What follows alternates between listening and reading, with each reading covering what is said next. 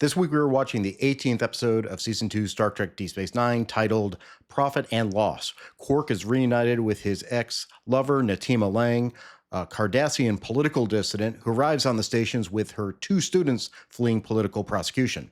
As the Cardassians close in, Quark is torn between his feelings for Natima and the dangerous politics threatening them all.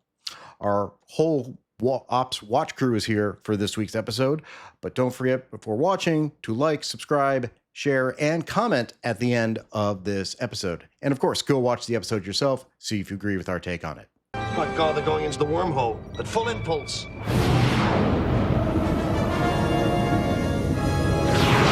Well, we were just talking a little bit about poor Worf's love life, but you know whose love life we have not talked about yet?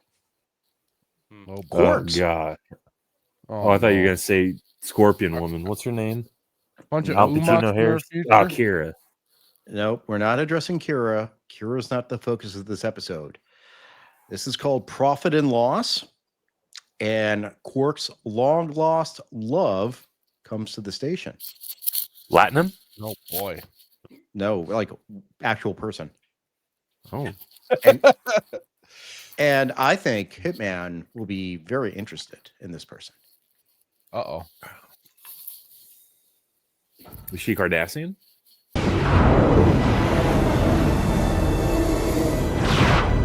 guess we're about to find out. They're not answering. Their life support systems are operating on reserve power. Better lock on a tractor beam. Look, Hitman, they're helping out the Cardassians. Yeah. No good deed goes unpunished. Or whatever the saying is. When in Rome. I'm Professor Natima Lang. These are two of my students, Raquel and Hogue. To execute his brother? Of course I agree. Garak's back. He's such a gem. Does he, like, through this, the rest of the show, is he just pop up here and there? It's an absolute gem when he shows up. I think we can say he will be a prominent character. Not a main character, but definitely recurring character. Okay. Andrew Robinson is his name. Andrew J. Robinson. Remember, he played the Scorpio Killer in Dirty Harry. Fantastic. With sentiments like those, you wouldn't last for 5 seconds on Cardassia, would you? Nope. No, he wouldn't. Again? Pretty boy would get ate up. Pretty boy got But assuming you're not a spy, Assuming. then maybe you're an outcast. Or maybe I'm an outcast spy. Those eyes, man. They still haven't established whether he's a spy or not. Yeah, that's part of the mystery of the character. I mean, Adam and I are not going to tell you any answers to who Garak is. I was hoping, okay. Let's throw us a bone, but you won't throw us a bone, so okay. Natima! Quark! I knew you'd come. I told you never to speak to me again. Are you all right? It's the happiest day of my life.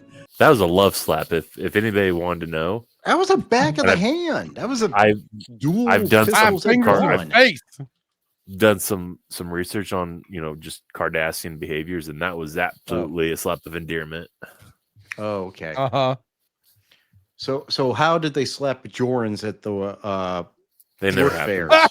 Never happened. But if it did, That's right. which You it did, never slap them. That's what disruptors were for.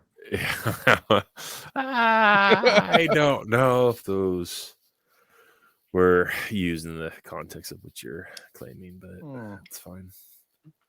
Miles O'Brien would say absolutely, but he's a dirty, rotten liar. You're saying that because he's Irish, right? No, I'm Irish, I know. so And Cardassian. back. If there was slapping, it would probably be a full face palm to the ear. Natima, wait! These are my students. I'd love to sit in on one of your classes. What do you do? Political F. Wow. Quark. Just Down boy. throwing it right out there. Down, boy. Yeah. Where's the spray bottle? Quark. Just one drink. I'll be right back with refreshments. Who's paying for them? It's on the house. I don't know if that goes against the rule of acquisition. Well, all right, stop. When you start saying it goes against the rule of acquisition, you're going to have to cite it. All right, Hold give on. us a number, boy. Give us a number. See. So, how well does this woman know you? I was the love of her life. Must have been some life. I love it. It's great. I said I didn't drink these anymore. Because they remind me. She was feeling it. Mm-hmm. Mm-hmm. She was feeling it. Well, Quark turned on the charm. Quark, I was gonna say Quark working his magic with that drink and everything, just that ting and all, just sent waves through her. Probably the best Umox he ever had in his life. Rule of acquisition 134. There's always a catch. As the 223rd rule of acquisition Please, says. I haven't heard a rule of acquisition in 7 years, and I don't want to hear one now. Can you believe that? Hitman, this is a Cardassian. What did she say? She said, I haven't heard a rule of acquisition in 7 years, and I didn't want to hear one now. It's a very rude Cardassian to a man who just gave her a drink for free. Rule for 144. There's nothing wrong with charity as long as it winds up in your pocket. So there's something. I mean, he's not going to give free drinks if something doesn't end up in his pocket, which is kind of weird. I just have to wonder. See where how did this Cardassian woman lose her senses to end up with a Ferengi? Hey, whoa! I mean, come on, really? How dare? First of all, you have been consistently. Have we seen the Bajorans hooking up with any Ferengi as of late? No. The Cardassian apparently is jumping into the Ferengi. Bajorans would not hook up with Ferengi. Wow. Adam would agree with me on that.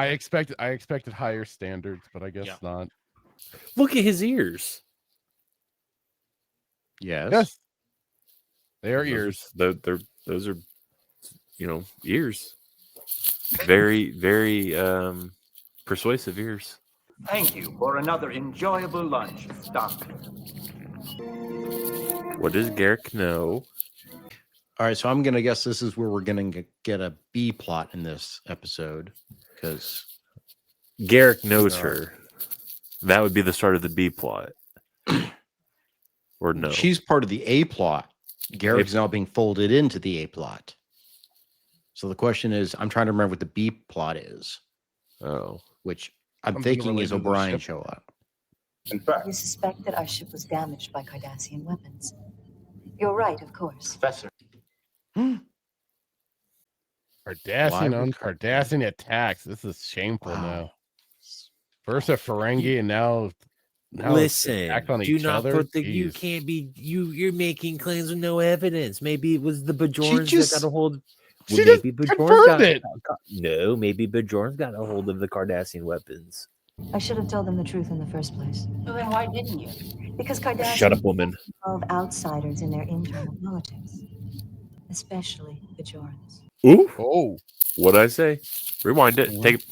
Go back 2 seconds for the. You want to homies. hear that again? I will take that back. that's heard. So then why didn't you? Because Cardassians don't involve outsiders in their internal politics. So just enjoy yourself there, Hitman. Okay, I played it for you again. so you can enjoy a Cardassian putting a Bajoran in her proper place. Correct? That's what you're thinking. I mean, if the shoe fits, yes, of course. So clearly, Kira did not, do well at the work fairs. So Job. She did not. Yeah. She did not get employee of the month. look, I'm going to go with work fairs because it gets the word work in there as opposed to labor camp. So Job fair. Various. And if they die, the future of Cardassia may die with them. Protect Cardassia at all costs. what was that? Said protect Cardassia at all costs. And, that's just, she put Kira where she belongs. And Kira would do well to stay there. So. Okay. But at this point, we're about 10 minutes in. No real Yeah, I idea don't- what's happening no. other than the fact that Quark's ex-lover or whatever is back on the station. Yeah, but what's interesting is, and I don't know if this is just a Garak thing, but because in my mind, I just feel like Garak knows everybody. But that look was telling. He knows her from somewhere. Well, I agreed with you because when I caught that little look as well. Yeah. But or like like Brad says, is Garak being Garak. It's true. But it doesn't make sense. Cardassians don't fire on fellow Cardassians. That's just crazy. That's linguistic nonsense. No, the Obsidian Order never does anything. I bad. do not. He doesn't know what that is yet. No, TNG. The Obsidian Order is mentioned in TNG. Is it? Yeah. Yeah. Yeah. When was the Obsidian Order? I forget. I believe they're mentioned in TNG. I don't remember, honestly. Dude. Now I have to look this up again. I don't think I'm spoiling because I believe they're mentioned in TNG. But if they're not, towards the end, I mean, towards season 6 and 7, you know, when we're crossing over here and there. So I don't think I'm spoiling. I don't think I'm spoiling. I mean, I might be wrong. I might be wrong, but I didn't. I know, but it's tough because, like you're saying, there is crossover. Says next Deep Space Nine. No, but I thought I thought it was though. Hitman knows what the Obsidian Order is, I believe. No. Have you ever heard of the Obsidian Order? No. I mean, basically it's like a rock club.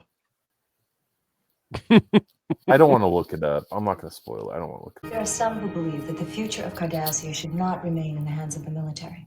The military's afraid to let us speak our minds. They've already tried to kill us once. So they're insurrectionists.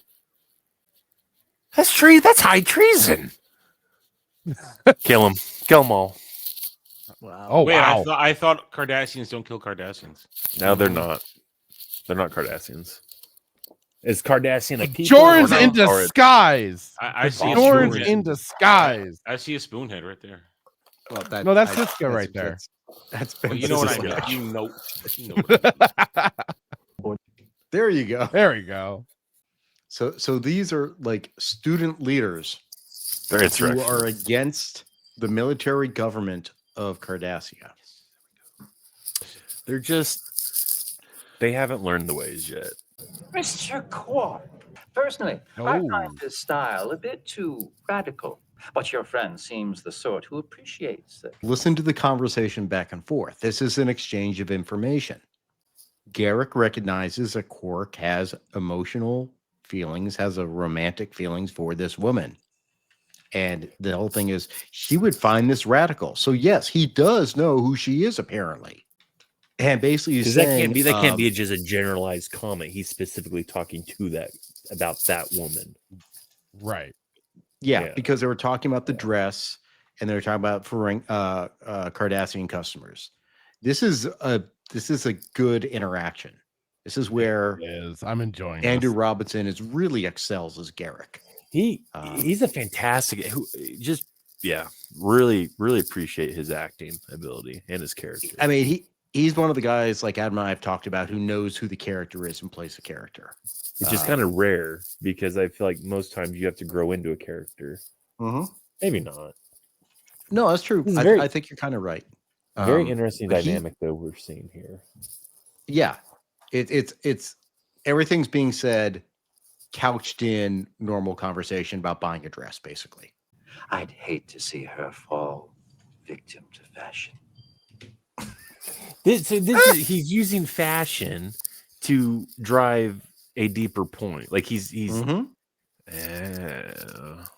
like him. He can stay. If anyone tries to harm her, they're going to have to deal with me. And what are you going to do?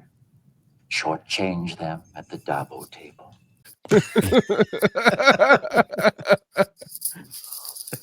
I asked for nothing in return. Nothing? Except for you stay with me forever. Yeah. Jesus Christ. That's why you gave away the drink.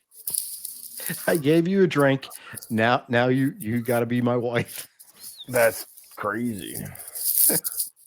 I'm part of the Cardassian underground. Following me will only get you killed. Now, why would there be a Cardassian underground? Oh, you know what? They call the subways in London the underground. Oh. She probably works on a subway. That's actually logical. I'll accept that. We have a Cardassian warship approaching. Commander. Very interesting. Talk. What did he say? Be a good idea if we talked. Yeah, I think we should talk. What? His timing's impeccable. Yes, interesting, a isn't little it? suspicious. Just a little coincidental there. Cardassian warship shows up just as Garak walks onto the ops deck. Very interesting. I assume this has something to do with Professor Lang and her students. Students is a rather benign term for them. Terrorists would be more accurate. Dun dun dun. What do you say? Oh, them Terrorists. Who? The Bajorans? I agree. No, the two Cardassian college students. Interesting. This is just I would Cardassian say- sending in the National Guard to. I would say insurrectionists, but I guess terrorists. I guess. You, Mr. Garak, are no simple tailor. If anyone attempts to take Hogue and Raquelin by force, I will respond in kind. With what? It's a station. How are you going to do? Fire photon torpedoes? Wait. Do you realize how powerful that station is when No. fully armed and operational? No. Well, then I would put a pin in that comment. Is it powerful? It's a space station. It's not like the Death Star, though. Well, now think about this. It's when we first saw Deep Space Nine, they didn't have much on board, right? Right. They didn't have many weapons. When the Cardassians first showed up, they launched 3 photon torpedoes across the Cardassians' bow, and they only had 3 photon torpedoes. So now they are at a very strategic location in the Alpha Quadrant, leading to the Gamma Quadrant. Do you think Starfleet's just letting that station sit there and not doing anything to it? At some point, maybe. But it's not. But maybe does it have the we'll see armament of a Galaxy Star of a like a? Does it have the same armament as a? It'll have more When armament. fully than a Galaxy. armed, a space station would annihilate a Galaxy class. Terak Nor, Deep Space Nine, one-on-one, a fully armed station would Like the annihilate a Enterprise? Galaxy class. Yes. And if you'd like, stop by the shop one day. I have a number of suits that would look quite flattering on you. Is that a threat? No, he's legitimately saying, "I'll get you a suit." Oh, okay. He's not there. He's just. I'm a tailor. I'll get you a nice suit. Garak is actually a very good tailor. Yeah. Is he a spy though, or is he? It's very interesting though that he shows up on, and I'm just saying this. I'll be quiet. That he shows up right as the cruiser, the Cardassian cruiser shows up. He's having this conversation with Cisco. If he was just a normal tailor, why would he be on the ops? And why would he be having this conversation? And he's almost like a liaison to the government or an ambassador.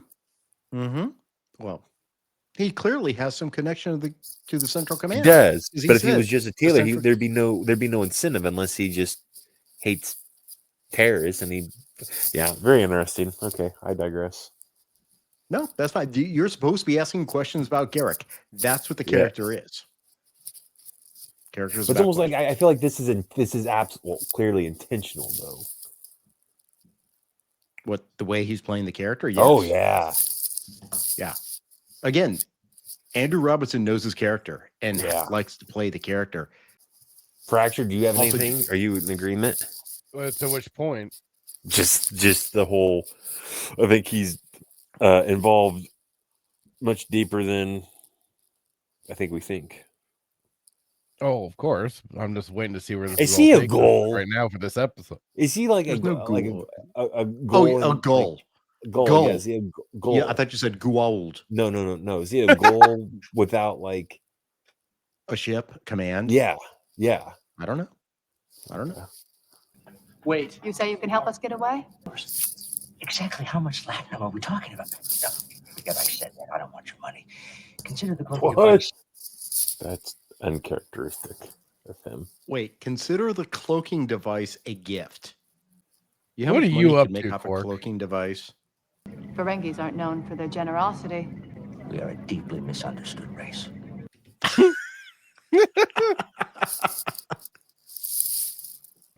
No Natima. No cloaking device.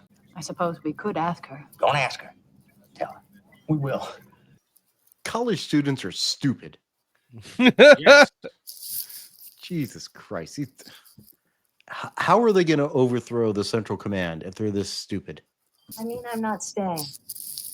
Now, hold on. Your students and I have an agreement. But I need that device. Oh. Things are turning violent now. Hey, man, what is that? What is that? That's weird. Some type of freaking tricorder. It's a tricorder. Okay. Actually, it kind of looks like one of the serpent guns from Stargate. Is that Nicotel? Yeah. Little zap. Zap guns? Yeah, the zap guns. Yes, thank you.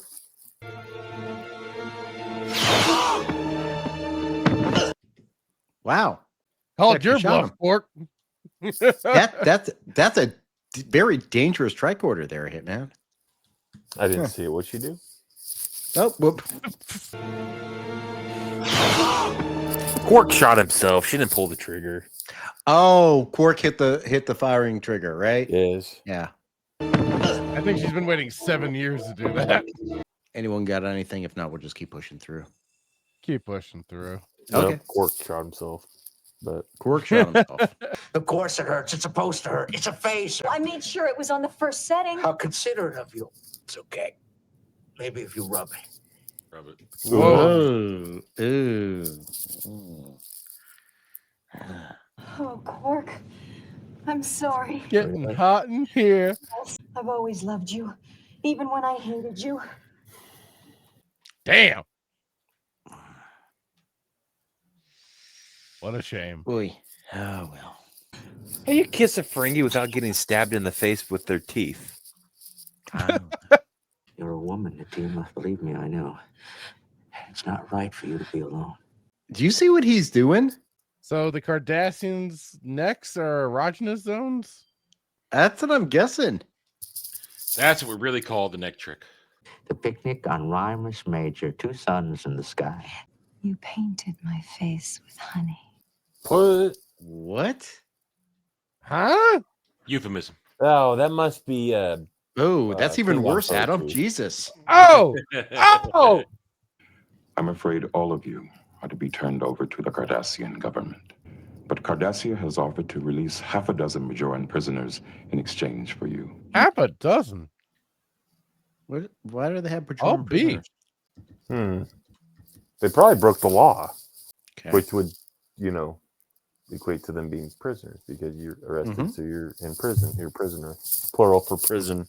Prisoner of prison. Prisoner of prisons. Prisoners. Keep working on it.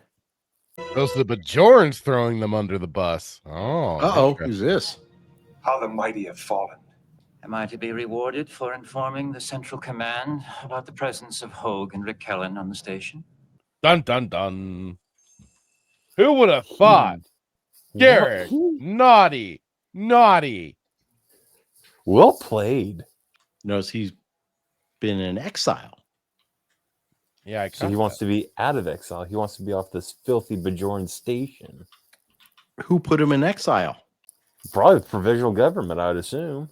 The provisional government of Bajor exiled Cardassian Garak to their station.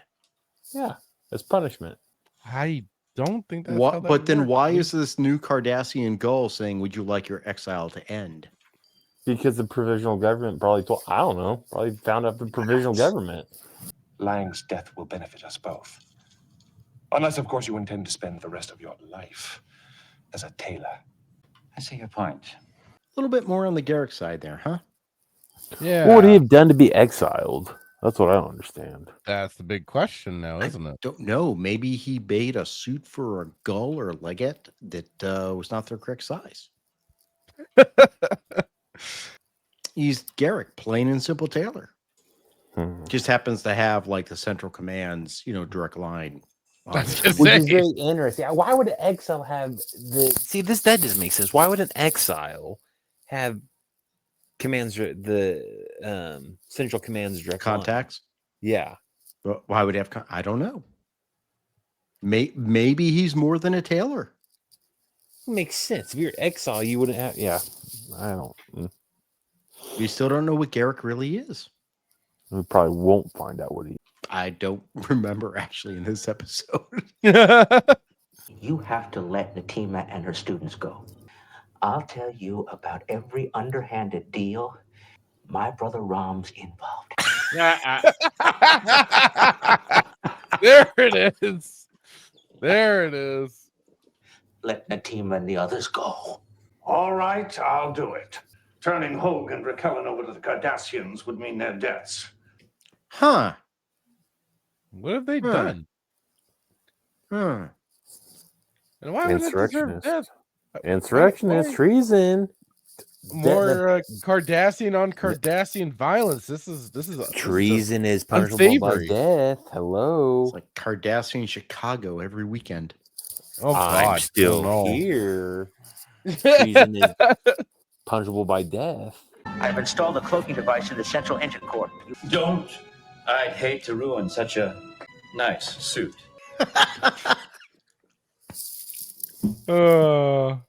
Before I became a tailor, I lived by a simple motto. Never let sentiment get in the way of your work. You had a job before a tailor. I'll be darned. Probably a tutor at the job fairs. Oh, yeah. What do you believe in, Garak? What are you doing here, Turan? Making sure that you carry out your assignment. Okay, what the hell is going on here now? Everybody's just popping in for this little... They really want these insurrectionists dead. Look at all the phasers. Yeah. Insurrectionists or freedom fighters? Insurrectionists. So you can take the credit? Go back to your sewing kit, Taylor. Whoa. Level of that phaser was that. That's the same level that Riker used in season end of season 1 or Conspiracy. It's not a phaser, it's a Cardassian disruptor. I mean, he just disintegrated the guy. That's the same. That has the same setting as the phaser does, right? Disruptors generally cause more pain. Yes. No. More damage to the flesh. Yeah. I'm going to see to it that every Ferengi on the station shops in your store. That alone makes it all worthwhile. I'm going with them. So all I have to do to get you back is wait until Cardassia becomes a free and democratic society? Huh. Why is it that all I hear and like in this scene is Tony Braxton Unbreak My Heart? I actually just heard him say that all I have to do is wait for Cardassia to become a free and democratic society. Did anyone else hear that? No. Okay, because that kind of implies that it's not a free and democratic society. I mean, he's not even a Cardassian.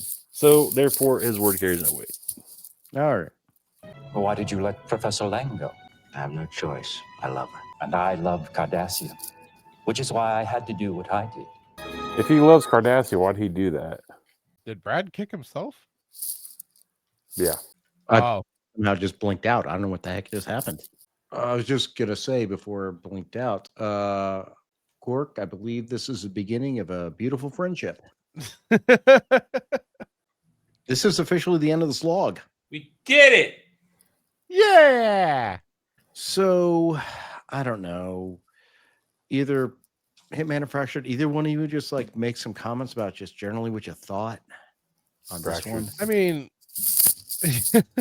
like it was, the main scene that really just stuck out for me was that scene between Quark and Garak in the tailor shop. That was the most engaging of it, and I was making some notes throughout it. I thought the actor Andrew Robinson was just having fun as hell in that scene too. Just the back and forth banter between them, and even also that goes. It was going to show Quark's ability to kind of do the kind of criminality double speak and stuff like that, having conversation without having a direct conversation sort of thing. So I like it was for little parts like that. That was definitely what stuck out, and I took to it. not bad all around, really. It was a good way of kind of taking us out of the slog, because then with all the things surrounding Garak, we were getting a little droplets of information about him, and just more. There's more to him than more to him than just clearly more to him than just a tailor. We learned he's been exiled, and I'm trying to remember. I don't think we actually have heard him using the word exile before to say why he's there. Yeah, I think this was the first time that's been brought up. So we got that little tidbit, and it's even within that scene between Gull Toran when they were talking was almost like he says he loves Cardassia, but at the same time he really does enjoy. I think he really does enjoy his time there on Deep Space Nine. So while he seems to be exiled, he's not seeming terribly broken up about it. At least that in that moment. At least that's what I got from it. I thought I enjoyed this little end to the slog, at least. So made up for a bit of last week. Hitman, how about you? I thought it was great. I agree with Fractured. I think just Garak, it's like the art of conversation. The fact that he can use an example, a dress as kind of a vessel to have another conversation, and the way that he does it, and he's so eloquent in doing it, it's really enjoyable. And it really, this is why I just really like the character Garak, because it's like you don't get too much of him, but it's almost like at this point in time in the season or seasons, we don't get him enough, if that kind of makes sense. So that's why I said he's a real gem when he does show up, because it constantly, like, you can't. Okay, so the example I give is like Picard, right? You know what Picard's going to say, you know what Kirk's going to say, because they're main characters, and you wonder who they are. Garak, you don't get this, so you're constantly like trying to, when he says something, it's really it's impactful, because you didn't see where it was coming from. This whole underground thing, I don't know. I think it's a farce right now, but we'll see if it goes anywhere.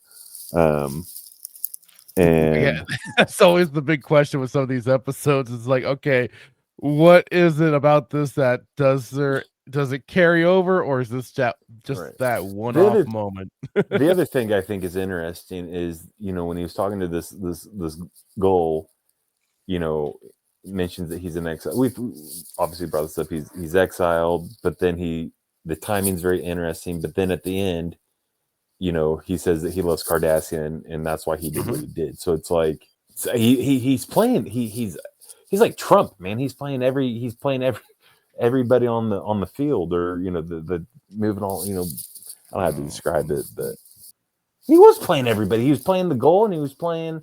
He made it sound like he was going to do it so he could get out of exile, and then he ends up phasing the guy out. Maybe he has his own game. Could be. He could be a snake in the grass, but found it interesting. And the fact that Quark was able to love, that's crazy. Adam? Garak is the only really good thing about this episode, because even though we are just about 2 seasons in, this wasn't Quark. Not really. And I'm going to be honest, I don't really feel like we ever see much of him behave like this again. It feels like they tried to do something with Quark, and it just felt out of character, even this early on. But Garak shines. This is the third, maybe fourth time we've seen Garak. And as we said, he knows exactly what he's doing. He knows exactly how to feel. And it is fun every time. And that's what this episode is. This episode is honestly, even though it's a Quark episode, it's really more about Garak, and that's what makes it interesting. But that's where it ends, as far as I'm concerned. Yeah, I'm in agreement with Adam.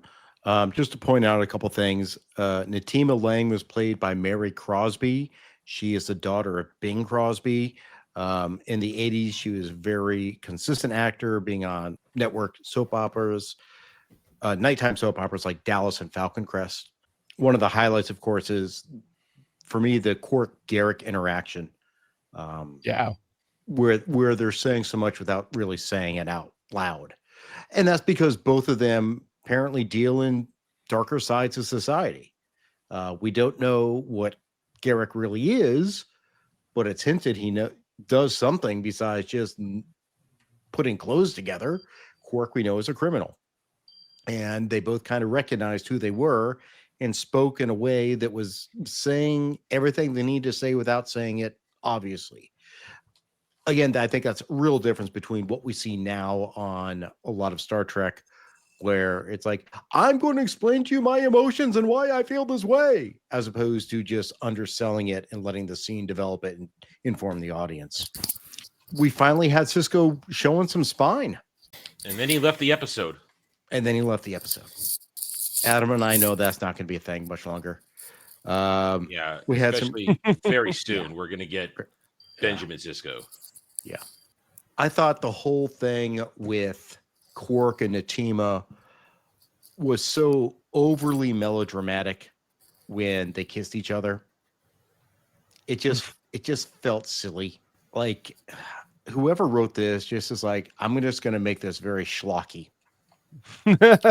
And one of the things I noted when I was reading about the episode and everything is they were originally going to call it Here's Looking at You. Because it was an analogy to Casablanca, and you kind of get that idea, especially with the bartender falling in love with the woman who shows up, Rick and Ilsa. So there was that aspect to it, but that like I say, it's very schlocky, that whole thing. The standout, I think we all agree. I did say it was a Quark episode because it did focus on Quark in the main storyline, but the most interesting character, who will always be one of the most interesting characters on Deep Space Nine, is Garak, plain and simple. He stole the episode for sure. Yeah. and that's it's it's almost like when Q shows up sometimes. Garak is going to show up a lot more, so I think his impact will be lessened. He won't stand out as much because he's going to become much more of a regular player. I don't mind saying that because, like, we're going to see more of Nog, we're going to see more of Rom. Secondary characters will become more prominent. But that's what makes DS9 great. So this is very much a Quark-centric episode, but the star is Garak. Otherwise, everyone want to go throw some Latinum on the table? Let's do it. All right. Give her a spin. One time on the house. As always, I say, Hitman, let's go. And then we defer to Fractured. Fractured, how many bars of Latinum you got on this one? I'm slapping down 6. 6. Hitman, what do you got? I had 5. 5.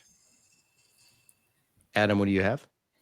I'm going to give it 4. It's just kind of Garak is there. It's otherwise an empty episode. I'm going to give it a 5 because I think last week I gave a 4, and I thought this one was slightly better than last week just because of the Garak factor. Otherwise, guys, we got through the slog. It's done. I'm so excited for next week. I'm so excited for Blood Oath. Again, I feel Adam and I do not want to oversell, but temper your expectations. Oh. But it's just fun. It's just fun. And it's a great Dax episode. It's a great Dax episode. And just by the name Blood Oath, you know what's involved. Maybe the Call of the Warrior? Does one so show we're up? Get some, maybe. A true warrior does show up.